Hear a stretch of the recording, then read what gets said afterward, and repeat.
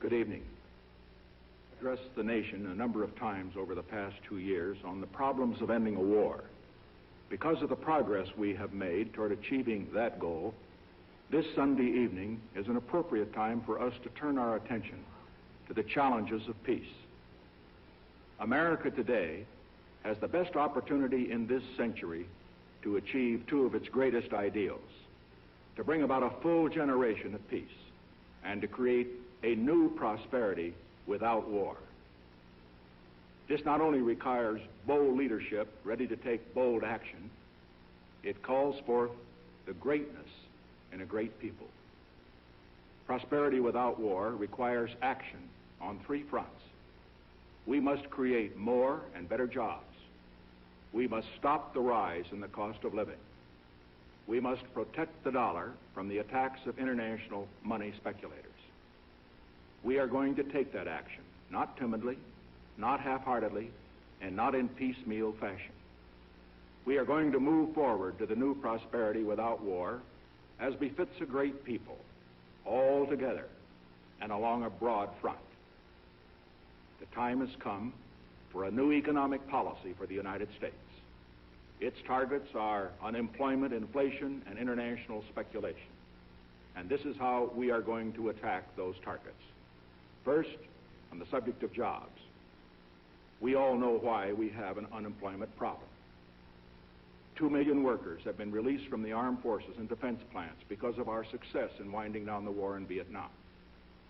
Putting those people back to work is one of the challenges of peace, and we have begun to make progress.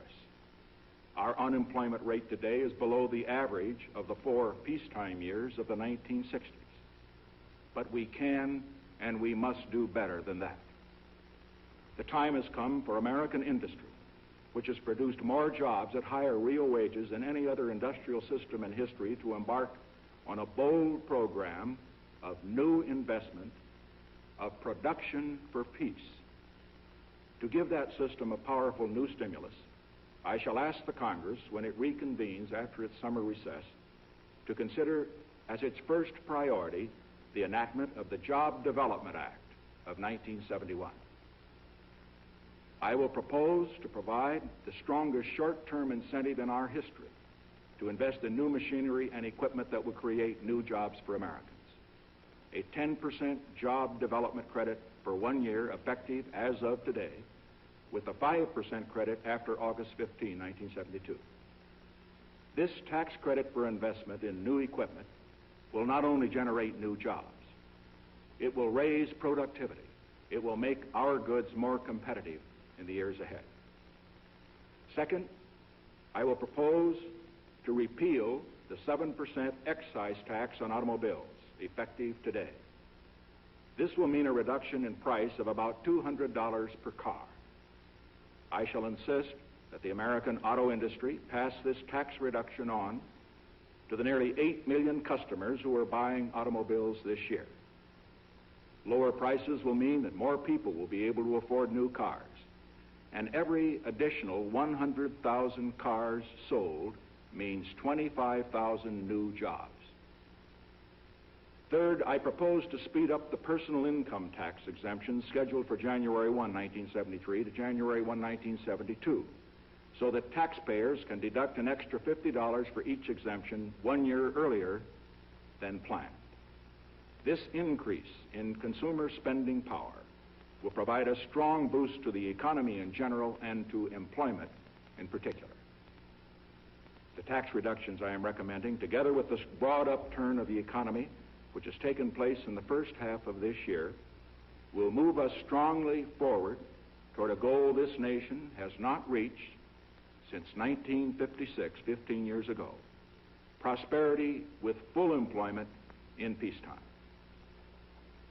Looking to the future, I have directed the Secretary of the Treasury to recommend to the Congress in January new tax proposals for stimulating research and development of new industries and new techniques to help provide the 20 million new jobs that America needs for the young people who will be coming into the job market in the next decade.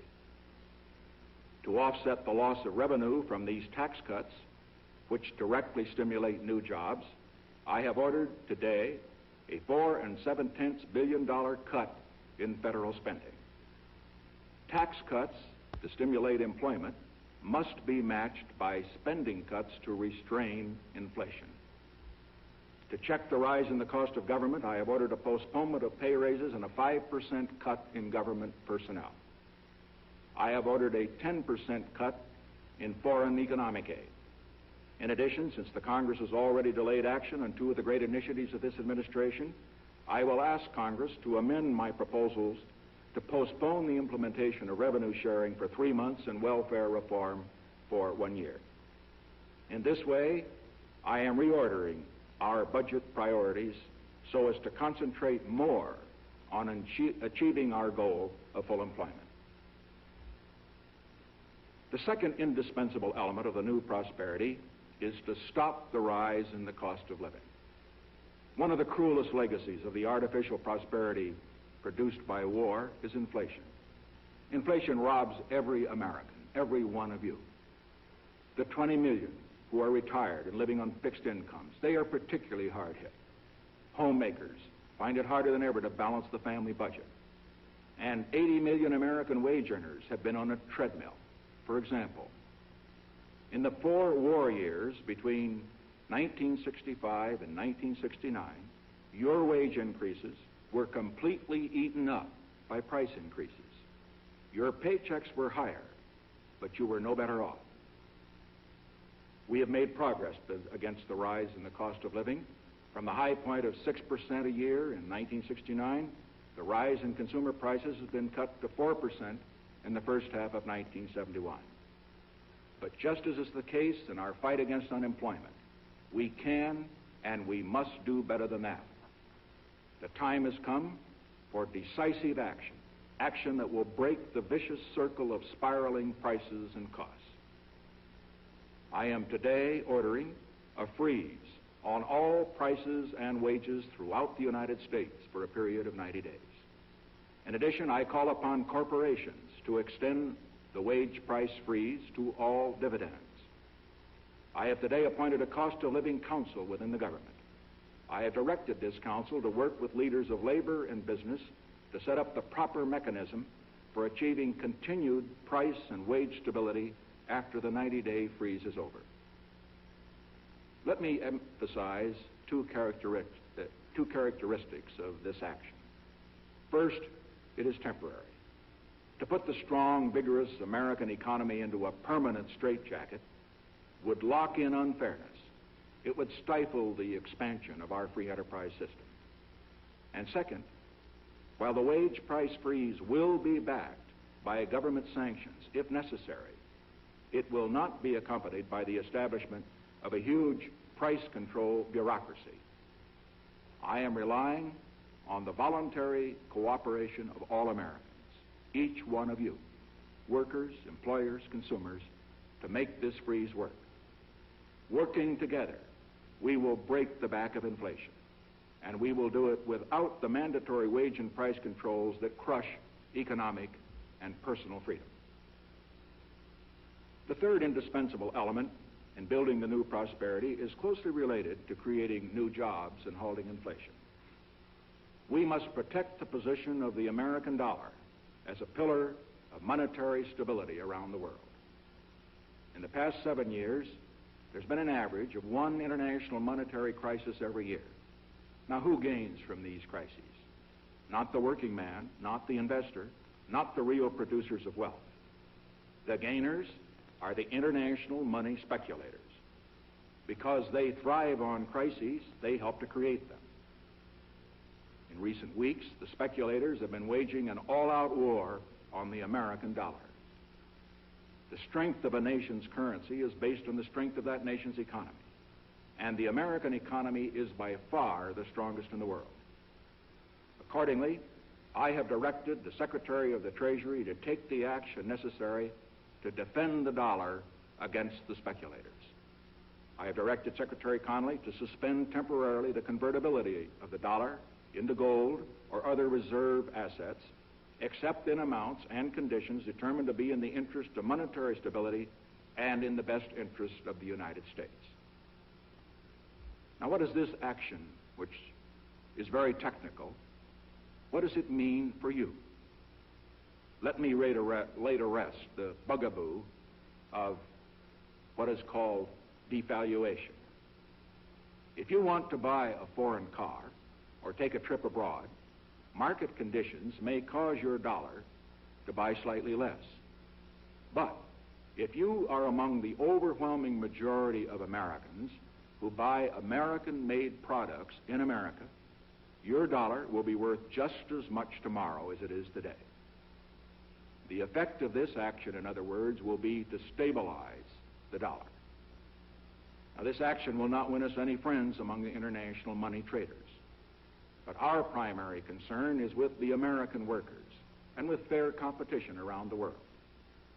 To our friends abroad, including the many responsible members of the international banking community who are dedicated to stability and the flow of trade, I give this assurance. The United States has always been and will continue to be a forward-looking and trustworthy trading partner. In full cooperation with the International Monetary Fund and those who trade with us, we will press for the necessary reforms to set up an urgently needed new international monetary system.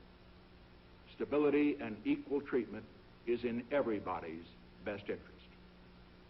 I am determined that the American dollar must never again be a hostage in the hands of international speculators.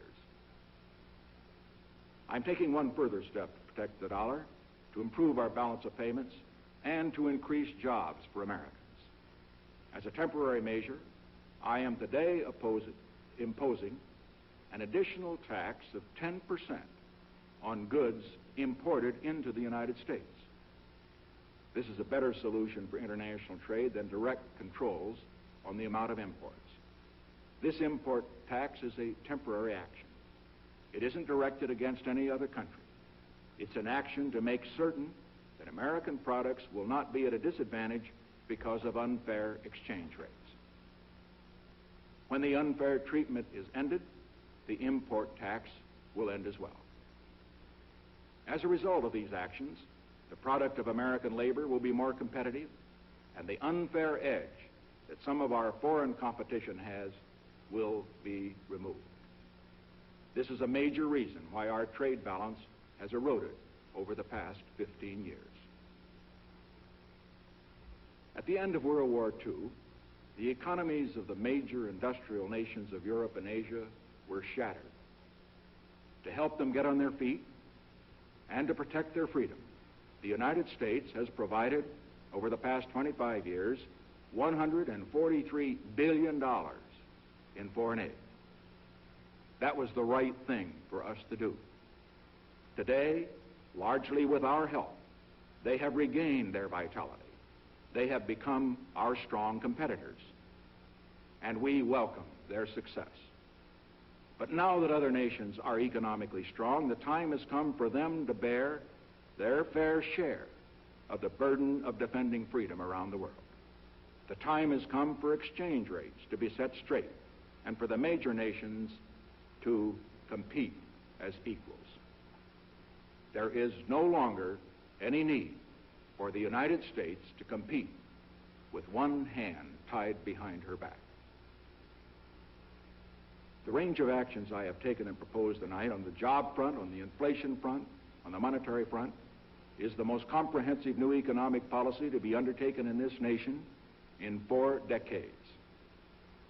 We are fortunate to live in a nation with an economic system capable of producing for its people the highest standard of living in the world. A system flexible enough to change its ways dramatically when circumstances call for change. And most important, a system resourceful enough to produce prosperity with freedom and opportunity unmatched in the history of nations. The purposes of the government actions I have announced tonight are to lay the basis for renewed confidence, to make it possible for us to compete fairly with the rest of the world, to open the door to new prosperity. But government, with all of its powers, does not hold the key to the success of a people. That key, my fellow Americans, is in your hands. A nation, like a person, has to have a certain inner drive in order to succeed. In economic affairs, that inner drive is called the competitive spirit.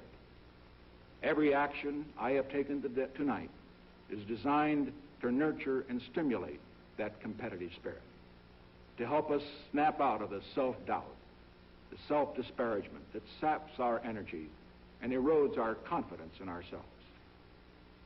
Whether this nation stays number one in the world's economy or resigns itself to second, third, or fourth place, whether we as a people have faith in ourselves or lose that faith, whether we hold fast to the strength that makes peace and freedom possible in this world or lose our grip, all that depends on you, on your competitive spirit, your sense of personal destiny, your pride in your country and in yourself.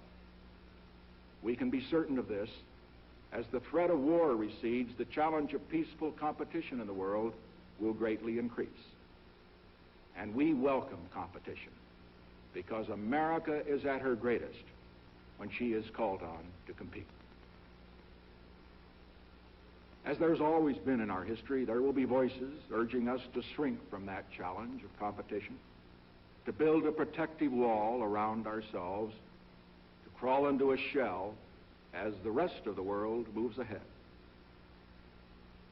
200 years ago, a man wrote in his diary these words: "Many thinking people believe America has seen its best days."